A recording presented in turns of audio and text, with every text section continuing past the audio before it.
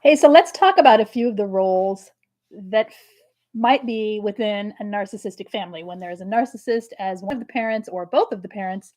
And what are the roles that are played within the family, and how does it affect you as you are now an adult in your adult life afterwards? So we're just going to jump in here. The narcissist is the center of the narcissistic family, right? They are the thing that the family revolves around. They're like the sun that everyone in the family revolves around because they have no choice, because the narcissist sets it up this way. Remember that a narcissist, they need to control the dynamics so that everything everything facilitates the delusion that they live under of who they are. Everything is supporting their mask. Everything is, whether it's covert or overt, it's control. Everything is about them being in control of the family and of the way the family works, operates, and the way people feel and think about themselves in relation to the family, and how it all operates based on that narcissist's beliefs. Um, so the narcissist, they have rules in the family, right? They have rules that they set up that only you have to follow. They don't follow the rules.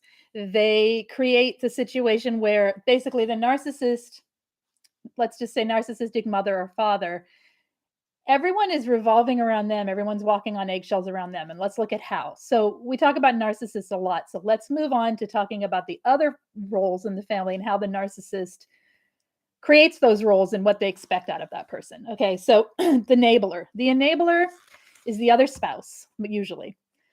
It could also be if you have a narcissistic grandmother in the house, it could be the child of that, your parent.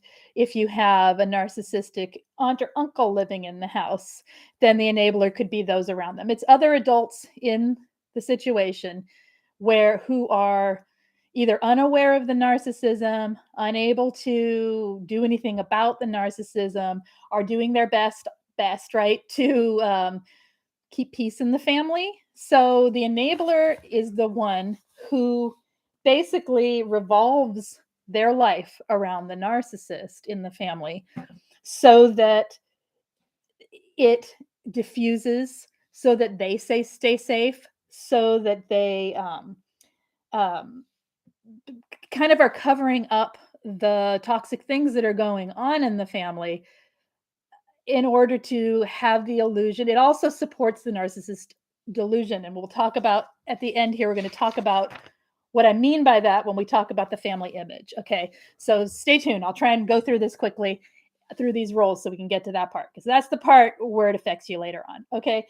So enabler are often the main supply of the narcissist.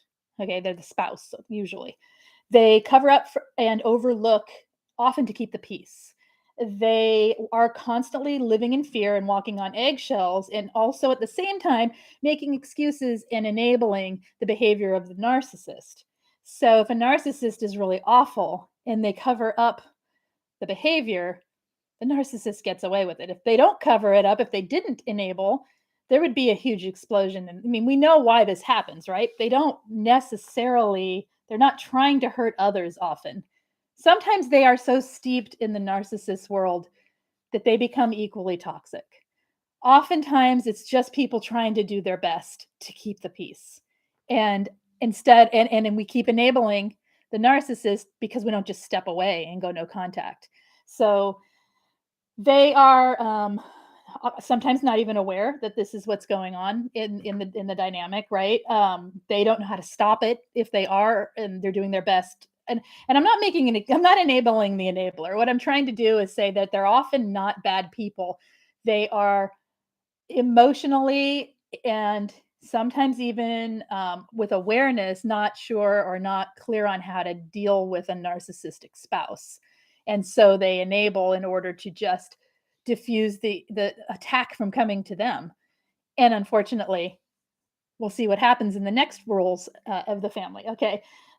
They are sometimes the enabler will side with the narcissist. I have had so many clients tell me they don't understand their non-toxic parent, because when they went to them with information, they took that information and went to the narcissist. Or when they went to them with a problem, they seemed to help with the problem, and then in front of the narcissist turned on the child, adult child, with information that gave the narcissist information the person didn't want, and also was like, well, see, why do you do that? And then they both ganged up on the person. So sometimes the enabler can be, they why would they do that? Probably to keep themselves safe, probably to have a way to deflect the attention off of them subconsciously, right, onto something else, and probably because they're used to turning to the narcissist for the answers.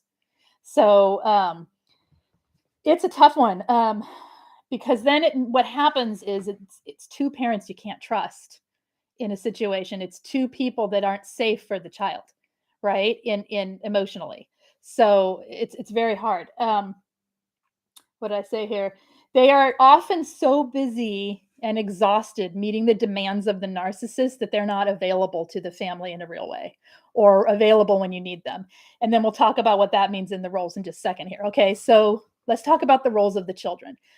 First, I want to say any of the roles, I'm only going to talk about 4. Okay, there's many roles. Oh, no, I'll talk about a few more, a few little add-ins that we don't talk about often. But these are all interchangeable. You can be one thing one minute, one thing the next. You can be one thing your whole life, or you can be one thing your whole life until a certain point, and then suddenly you're something else. You can be the golden child for 40 years, and then suddenly the narcissist flips and you are the scapegoat.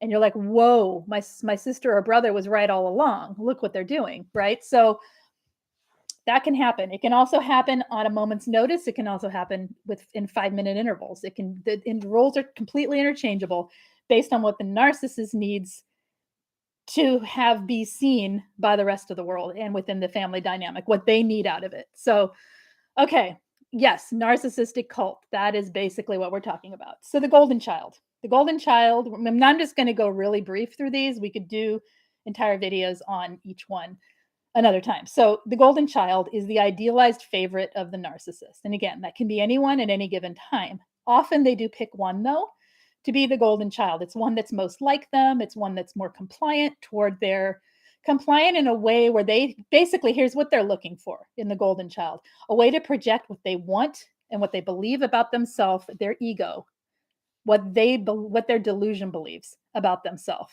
out into the world through someone else. So they will project all of that onto this golden child, and that golden child is expected to live it.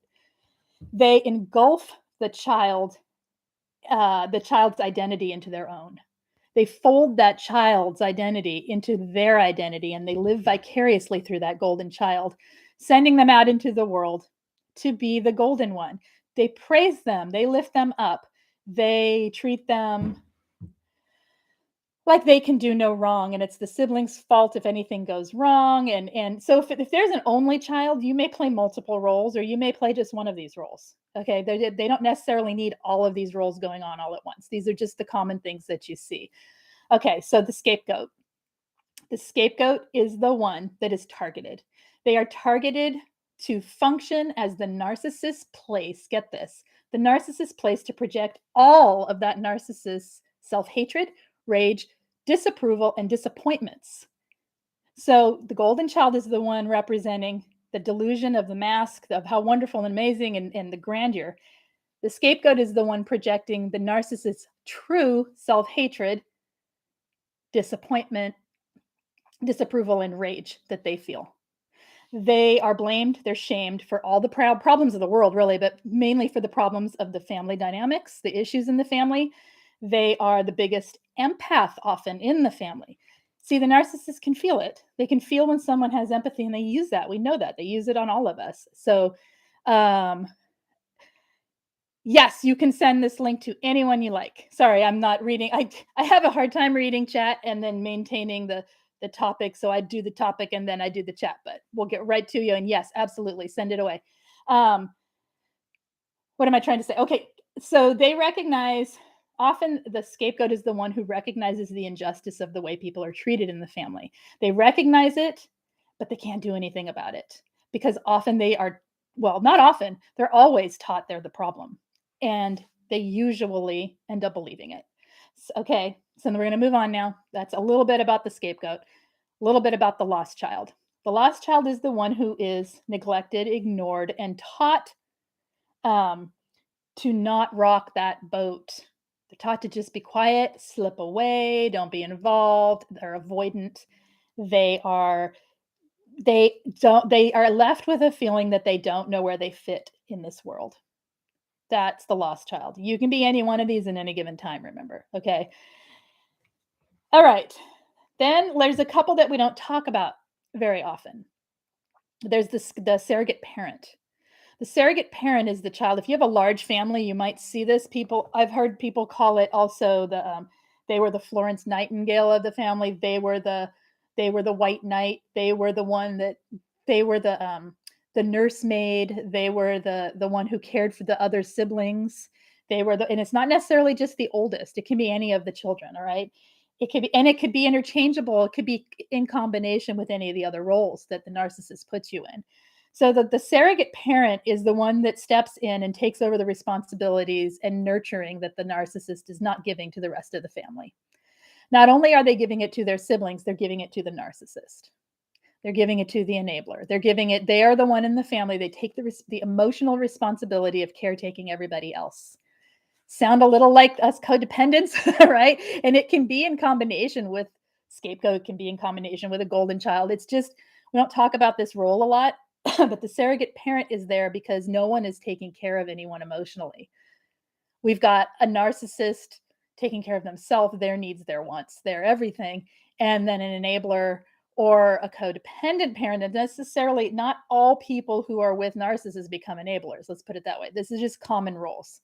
You might just be a codependent counterparent or parenting, what am I trying to say, spouse of a narcissist. And then, but whether you are enabling, whether you're codependent, whether you are so emotionally just broken down from the way a narcissist treats you as their spouse in a family, you don't have as much to give as you would if you had a healthy, happy family. You don't have. So sometimes the child will feel the need to step into that role because they're not. People who are so wrapped up in the world of a narcissist don't have it to give other places because they're just maintaining and keeping everybody safe through the codependency or through maintaining the narcissist world, right? It's really, really, really awful. It's really hard for everyone. The mascot. This is the last one I'm going to talk about. The mascot. They're joking and jovial and silly and avoidant. And they mask everything that's going on in the family. You'll look at them. I've heard of families where they're like, it's like my brother in this particular case, it's like my brother was living in a different family because he was always happy. He was always this, he was always that. Happy, jovial. He wasn't the golden child. He was kind of ignored, but it's like it just didn't bug him. I wish I could be him. And I'm like, no, no, no, don't you see that person's so deep in denial and avoidance that they're disassociating and just checking out from what's actually happening. And it's actually really sad. So those are some of the roles that you might see in a family where you have a narcissist as a parent. You can also have two narcissistic parents. You can have a narcissistic parent and a survivor as a spouse who's working really hard on things and trying. I mean, I talk to people all the time who are trying to get out of relationships or trying to maintain relationships in a narcissistic family role where they're the spouse and they aren't enabling. They're really, really trying to be their own person but they're in constant struggle. They're in constant, it's constant work, right? So really super hard. Basically what I'm saying is they don't make good parents, narcissists. Okay. All right. So let's talk a minute about the family image. This is what the narcissist is trying to portray to the rest of the world. When you have this, as people worded it so well, narcissistic cult family, you have what they represent. What they represent is what the delusion the narcissist wants represented. So if the narcissist wants a happy family representative, you will have that white picket fence and everyone will be smiling, dressed in their Sunday best and looking like everything is amazing to the rest of the world. If they want success to be the role, then they will have highly successful children. The ones who fall by the wayside and don't meet the expectations of that narcissist's success will be scapegoated, or they will be the lost child, or they will be, they will be, oh, they had that, you know, they're the problem child. They will be, it will be about them. It won't be about what it really is, which is not everyone has the same success plans in their life or whatever it is. So basically what I'm saying is that that family image is everything.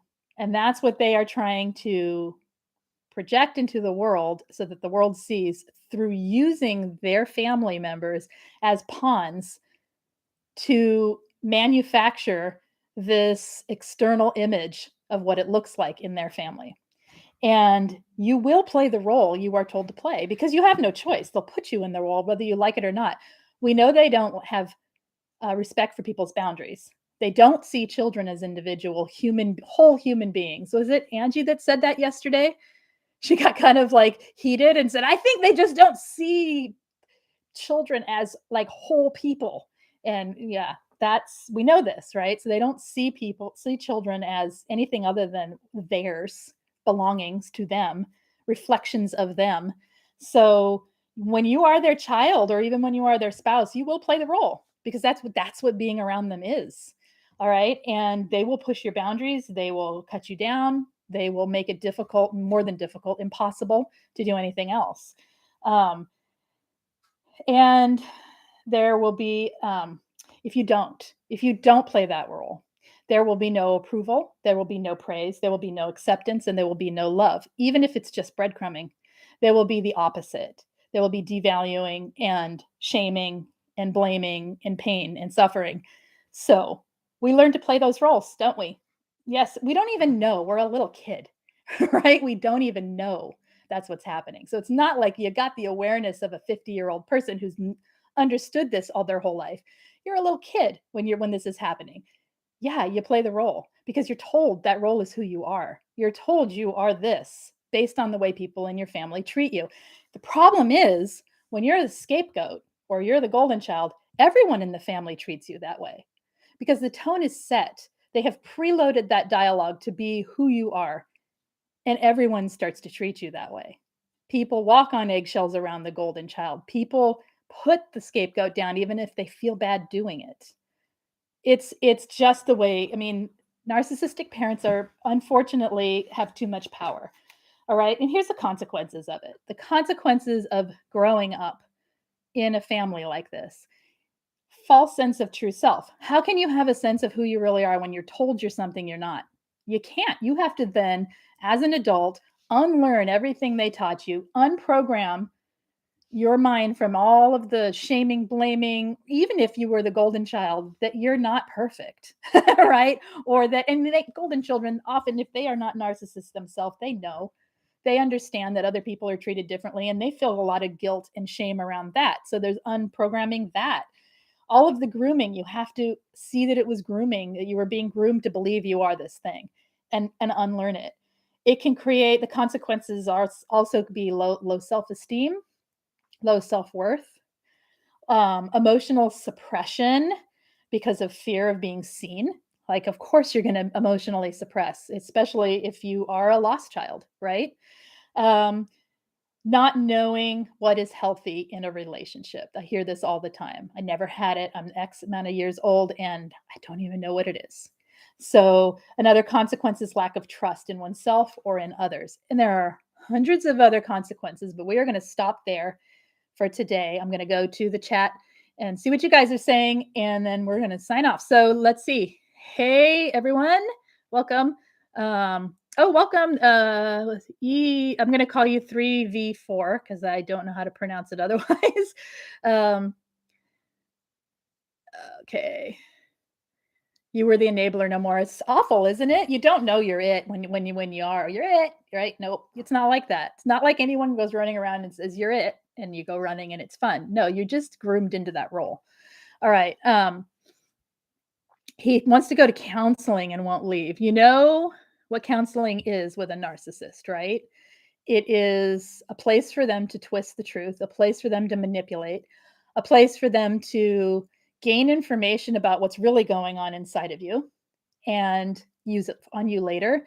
It's a place for them to fake change, to be false for a short amount of time, and then basically sort of like a Hoover while you haven't really left yet, pull you back into the relationship and spend years more trying to unwind from that.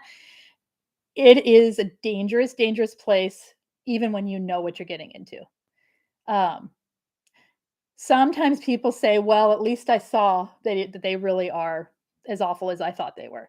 It's not a place to go seeking validation, though, because a lot of therapists, unfortunately, can be fooled. They aren't trained to I don't know, couples therapy, if you think about it, what's it for? It's to see both people's side and let them work it out, to teach them communication skills, to teach them to see eye to eye, to see the differences, to know how to be respectful and supportive of one another, to listen, to empathize. Well, they aren't trained, they aren't going in there looking for diagnosis on each person. Okay. And so it can be where it doesn't get caught. And a cunning narcissist can easily fake something during the duration of counseling. And then when you get home, you get the wrath. All right. Let's see. We allowed ourselves to be conditioned equally toxic. Yeah, it's hard. It's okay, what are we saying here? Everyone was a surrogate parent to my covert narcissist mother. Oh yeah, there's that. They also have, if we wanted to go on the fringe here, there also are surrogate children that narcissists take on. They are like golden children outside the family. They will lift up on pedestals, like glorify, idealize people outside the family as if it's their own kid. Um, that can be in situations like I know of one that's an AA leader, and all of her people that come to her or are in her groups, she idealizes, but she talks the worst smack about her own kids that isn't even true. And she's a malignant narcissist. So, oh, but these people love her. She helps them so much and they love her, and I'm like, thankfully, if they are getting help, that's great. And also, yeah, if they knew the truth, right? Um, and then the other one was, what was I gonna say? The surrogate child and, oh, forgot. Okay, it'll come back, or it won't. Let's see. Any questions? Did anyone have any questions that I missed? Who came up with the terms lost child and surrogate parent? Sounds so general, not very specific, like golden versus scapegoat. I don't know who came up with them. It is terms that I have heard, and that's why I tried to explain them a little bit more thoroughly than just the words. So I'm not sure where they originated. I never know where. I mean, it's in the language. That's all I know. Um, okay. Sounds like everyone under our mom, though. Yeah. You want to understand surrogate parent and lost child. It sounds like everyone. Okay, so surrogate parent would be um let's combine it with scapegoat. Okay, I'm going to combine it with a scapegoat. So you got a scapegoat and they are made to feel worthless. They are made to feel they are the one that are being victimized and they're being blamed and they're being disapproving, blah blah blah. Okay? At the same time that child might be a surrogate parent. They might have so much empathy that when they see the way mom hurts, I'm going to say mom or dad, whatever, the way the narcissist hurts everyone else in the family, they step up and they start parenting the other children. They will make sure the baby gets tucked in. They will, I mean, it's like they will emotionally be there for the other kids or for the parent or for the enabling parent who they see hurt by mom or dad, right? So they see their other parent hurting, they'll come over and be the emotional shoulder for that person. It's not the role of a kid, right? That in a healthy family, that should happen on occasion, not as a regular thing. That surrogate parent should be handled by the adults. The parenting should be handled by the adults. So anywhere that they need to step up and parent without so then let's see, what was the other one you said? Hey Shastina. You said what is the lost child? The lost child's the one that takes off. I mean, there's literally not much to say, because they don't play a part in the family. There is literally not a lot to talk about because they disappear. They're the ones that are always at the friend's house, never coming home. They're the ones who will be like, "Hey," and they just go hide in their room. They're the ones that don't really interact. You're sort of like, "Where's so and so?" "Oh, I don't know." Because they don't really feel part of the dynamic at all. Not in the way of a scapegoat where they're being pushed out, where they're choosing to step out. That's their defense mechanism, is to step away. Um, what are we saying here? Ruminating to find excuses to stay just a little longer. Last night, I walked off on him fighting. Ugh, it's so awful. You keep hearing your mind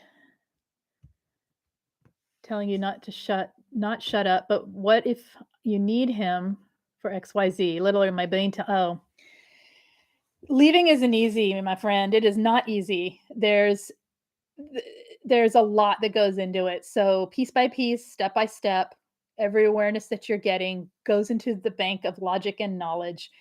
You're gonna have cognitive dissonance. There's gonna be the feeling of your heart saying one thing, your head saying another.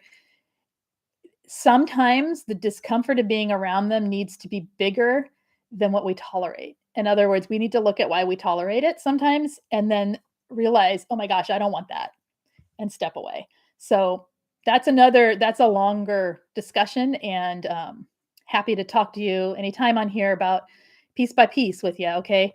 Um, what you're describing there is cognitive dissonance, and that last thing you said. You want them. What if you need them for XYZ? Literally, your brain telling you since the day you left, and you don't want to go back. And that's why no contact, right? That's why breaking that addiction, breaking that bond, breaking that trauma bonding to them is important, because and it's gonna feel like that. So what you're describing is totally normal, okay? Um, okay, I have to head out. I just saw the time. So I will be back tomorrow with something else, and we'll talk then. So if you haven't done so, hit subscribe, hit the thumbs up, and if you would like texting notifications of my going live, text me at 33222 and put the word Lise Live, one word, LISELIVE, hit send, and I will text you only when I am going live here. Other than that, you guys have a good day, and I will see you next time.